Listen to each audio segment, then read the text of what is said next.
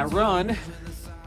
10% on pavement. All right, not a ton, but a little crossover action. 90% on dirt. It was an epic run up at Mount Falcon. Beautiful out there, seeking a little beauty in the Solomon DRX Defy GRVL, aka gravel. Very interesting.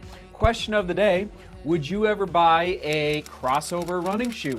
We talk about this in the show. It's been a long time. Tweeners, okay? A tweener shoe where it's like, ugh, is it made for this or is it made for that? Think of, for every, I guess around the world, but the CRV, the Honda CRV. Remember, I used to have a Honda CRV, and that would be considered a crossover vehicle, or the Toyota RAV4. There's plenty options out there in the crossover market in the vehicle department, but in the running shoe space, this is interesting. Now, leaning toward, yes, stability, all right? So if you need a little help, and I felt it out there, it's got this active chassis here on the lateral side of the shoe, and it just, you can feel it. Like it definitely helps keep your ankle, overall moving forward rather than rolling out or rolling. And on the dirt, on the rocks, I could feel it. It felt good. Now, getting it out of the box, I was a little nervous that it would be a little stiff. Solomon, and let's grab it. It is an 8mm drop through that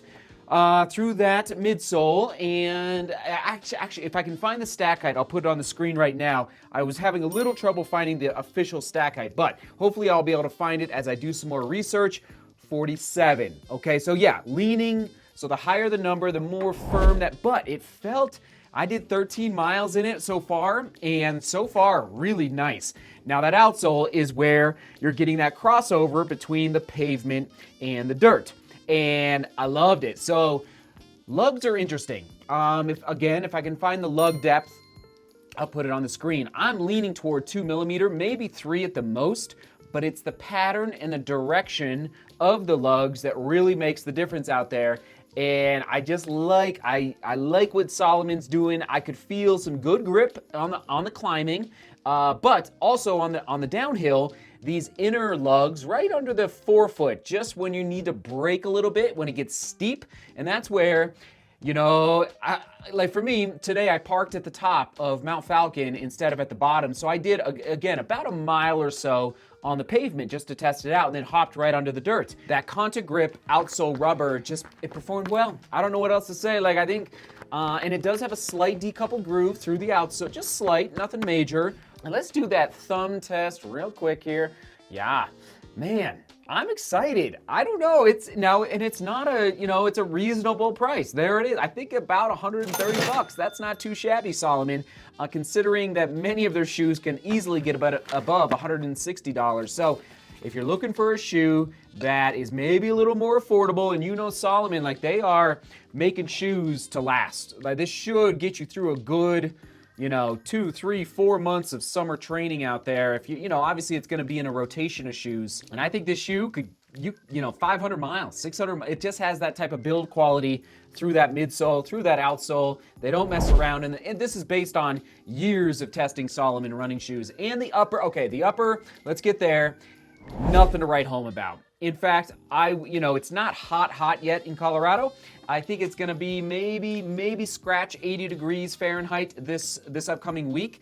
So I could imagine if you are, especially since it's black, if you are running in 95 degree plus temperatures, it could get a little toasty in that shoe. The breathability scale was quite low. And actually, let's do the toe cap test. Okay, yeah. All right, so if you kick a rock, you might feel it. It's like not the most stout. You can see my thumb there. It's not the most stout in the toe cap department. Simple eyelet chain. Again, it's gonna go. Like, you're not gonna pull out of it. Laces are good. It's just it's not a gusset at all on that tongue. So again, it's a little more of a streamlined shoe, a little more as far as price goes and construction quality of the upper. Again, nothing over through the heel counter, not overly built, not extra cushion, not buttery soft. But I didn't feel any issues with rubbing or in the back of the foot in the heel. Is it a buy? It is. I would buy it 100% again at that price point. 100. If it was 150, 160, no way. But 130 these days. 10 years ago, that would be, a little pricey, but these days, $130 for a good, solid crossover where you could hit the roads. I'm telling you. So I've been in situations where I'm out there on the trails and you got the lugs, aggressive trails where you need to dig, you need to bite the mountain, but then you got to traverse or commute back to your car for some reason based on the loops you did up on the mountain, and you have to go for a mile, 2 miles on pavement, and those lugs are in the bottom of your foot. You're just like, let's get this over with, especially at the end of a run when your feet are tired, your legs are tired, and you're like, you don't want to run 2 or 3 miles. I'm thinking of like the Big Bad Wolves, the good old school Big Bad, like that has happened to me in the speed cross lineup. So this is the opposite. Now, obviously, if you're going crazy up in the 14ers or somewhere where there's big, steep, aggressive mountain, like this you'd need more grip than this.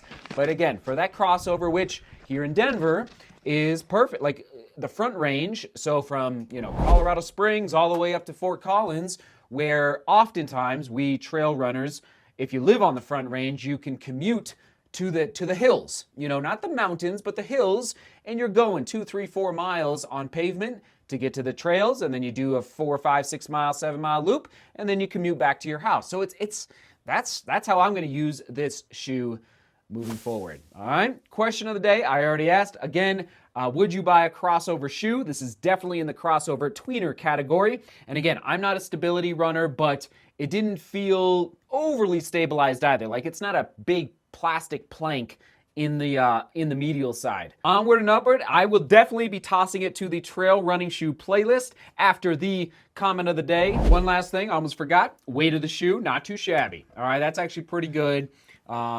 Considering you can use it on the trails, and trail shoes are often always most often heavier than road shoes. All right, comment of the day going out to Liam. It's Jordan. Jordan says, Puma Deviate Nitro has been an amazing shoe. This is the shoe that's kind of been a curveball for them in a good way. This is what I asked yesterday.